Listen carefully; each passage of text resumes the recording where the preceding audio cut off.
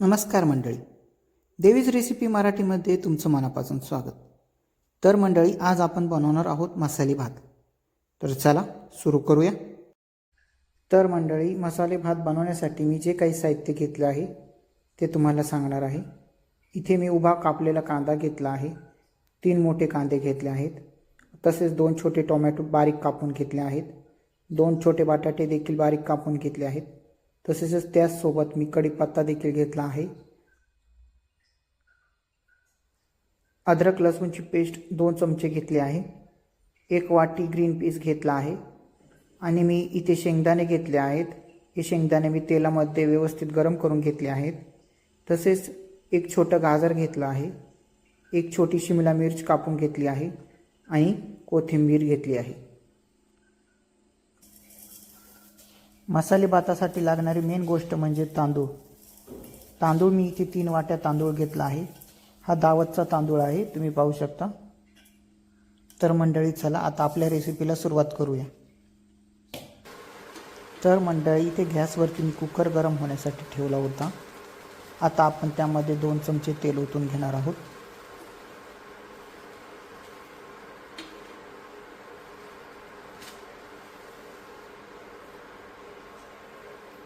तेल चांगले गरम झाले आहे. आता त्यामध्ये आपण कढीपत्ता टाकणार आहोत.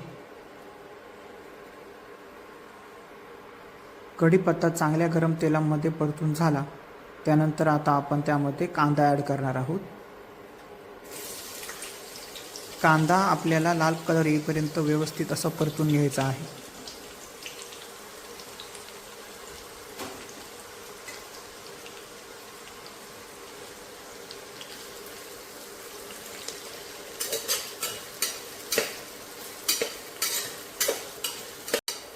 तुम्ही पाहू शकता, कांद्याला मस्त असा लाल रंग आला आहे. आता आपण यामध्ये बारीक चिरलेला टोमॅटो टाकणार आहोत. टोमॅटो देखील आपल्याला 2 ते 3 मिनिटे व्यवस्थित परतून घ्यायचा आहे.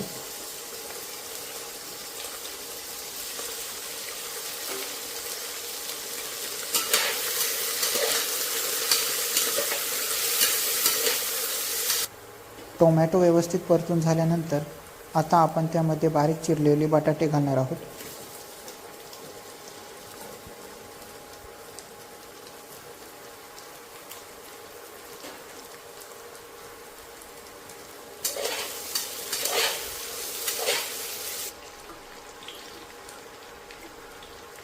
बटाटा व्यवस्थित मिक्स करून झाल्यानंतर 1 चमचा आपल्याला तेल घालायचं आहे. त्यानंतर आता आपण यामध्ये बारीक चिरलेलं गाजर टाकणार आहोत. गाजर टाकल्यानंतर आपल्याला यामध्ये शिमला मिर्च टाकायची आहे. शिमला मिर्च टाकल्यानंतर यामध्ये आपल्याला वाटाणे टाकून घ्यायचे आहेत.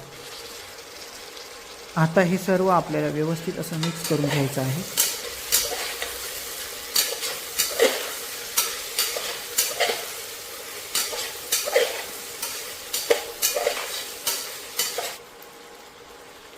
व्यवस्थित असं मिक्स करून झाल्यानंतर आपण त्यामध्ये अद्रक लसूणची पेस्ट घालणार आहोत. अद्रक लसूणची पेस्ट शेवटी टाकण्याचं कारण असं की जर आपण आधी तेलामध्ये अद्रक लसूणची पेस्ट टाकली असती तर बाकीचा भाजीपाला आपल्याला व्यवस्थित परतून घेता आला नसता. अद्रक लसूणची पेस्ट लगेच खाली कुकरला लागते.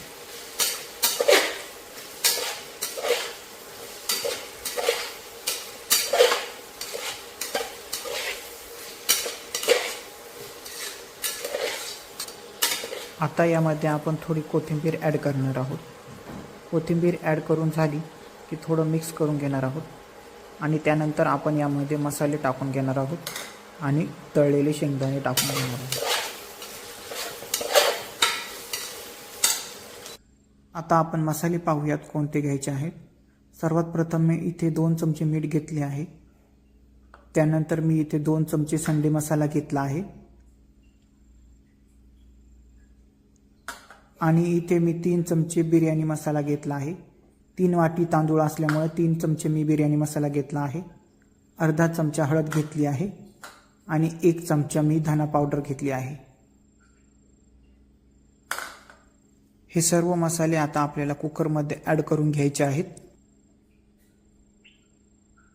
इथे मी मसाले आणि तळलेले शेंगदाणे व्यवस्थित असे मिक्स करून घेतले आहेत। मसाले टाकल्यानंतर आपल्याला 3 ते 4 मिनिटे व्यवस्थित परतून घ्यायचं आहे। आता आपण यामध्ये तांदूळ ॲड करून घेणार आहोत। मी हा तांदूळ 3 ते 4 वेळा स्वच्छ पाण्याने धुवून घेतला आहे। तांदूळ ॲड केल्यानंतर आपल्याला 3 ते 4 मिनिटे तांदूळ व्यवस्थित असं परतून घ्यायचं आहे।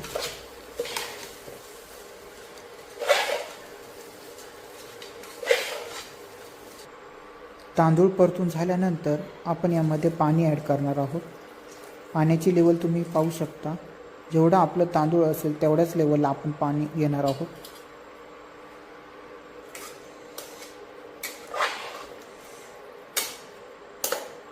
व्यवस्थित असं मिक्स करून झाल्यानंतर आपण कुकरला झाकण बसवून घेणार आहोत।